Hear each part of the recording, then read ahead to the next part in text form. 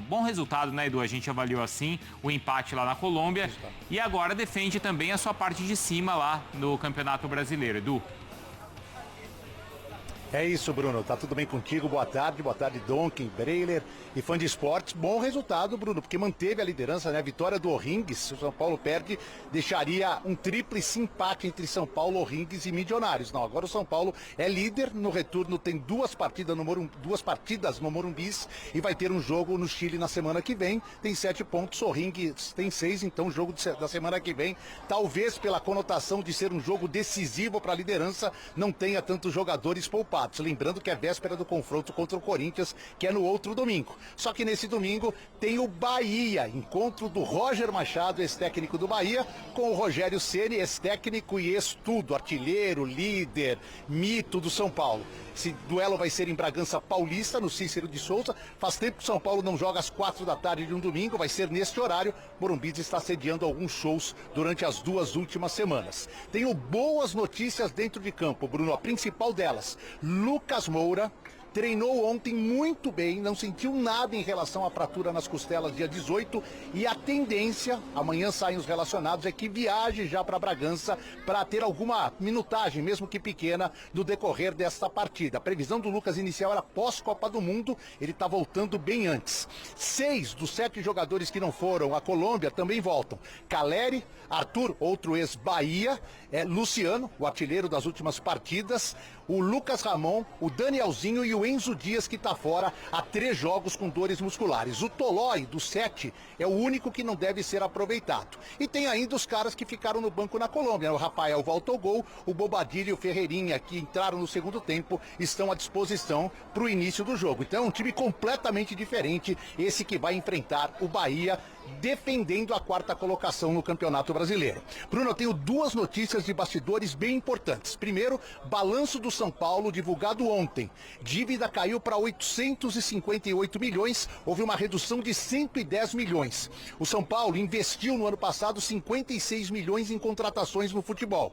E o balanço que foi reprovado por 210 a 24 votos no Conselho, foi pelo menos com números positivos. O custo do futebol, aí não só investimentos, o custo total do futebol no ano passado foi de 759 milhões. E a segunda notícia, que também é importante de bastidor, o Eduardo Toni, que era assim um sobrevivente da gestão do Júlio Casares, né, diretor de marketing há 5 anos e 4 meses, ontem teve uma reunião à noite com o presidente Macis, pediu a demissão. Ele não ficou satisfeito com o fato do Conselho de Administração do clube ter reprovado as negociações com a Unimed, que estamparia sua marca na parte de trás da camisa. O contrato era de 45 milhões em 3 anos, 15 milhões por ano, e o São Paulo pagaria 4 milhões e meio de bônus a uma corretora. O Conselho vetou o contrato devido a este pagamento, e aí o Eduardo Toni ontem pediu sua demissão. São Paulo, por enquanto, sem um diretor de marketing, Bruno.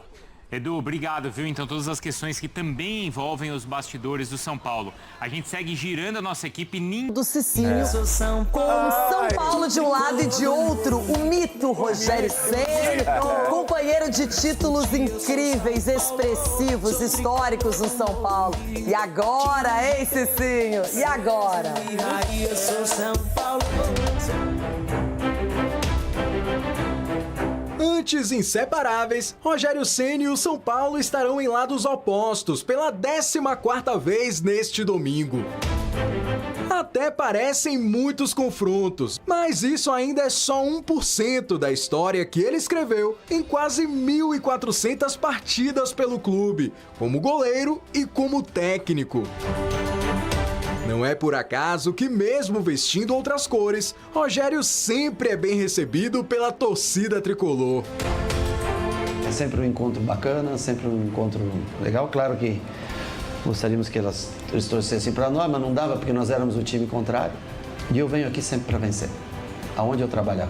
seja contra o São Paulo, contra quem for. No momento que eu estiver trabalhando, é para vencer. Mas Ceni não vem se dando bem nos duelos contra o tricolor. Nos 13 jogos até aqui foram 10 derrotas, 2 empates e apenas uma vitória pelo Bahia no ano passado na Arena Fonte Nova. Mas aqui em São Paulo o tabu continua. Em 7 partidas são 6 derrotas e apenas um empate para o técnico, que precisa do resultado neste domingo para aliviar a pressão em Salvador.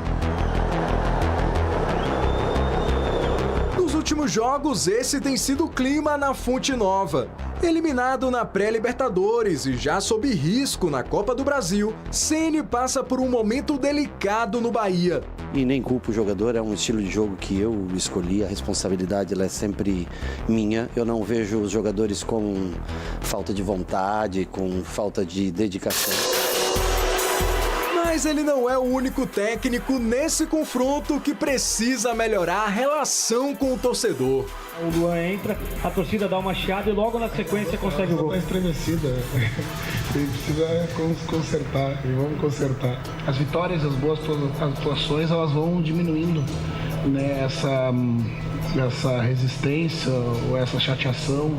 E os últimos resultados têm ajudado. O São Paulo vem de 3 jogos sem perder, com 2 vitórias contra Juventude e Mirassol e um empate sem gols na altitude contra o Milionários, jogando com um time alternativo. A ideia para esse primeiro momento era justamente oportunizar a chance para aqueles que tinham menos minutos, rodar o time, mas penso que quando se leva a ponto nesse contexto de altitude, a gente tem sempre que comemorar.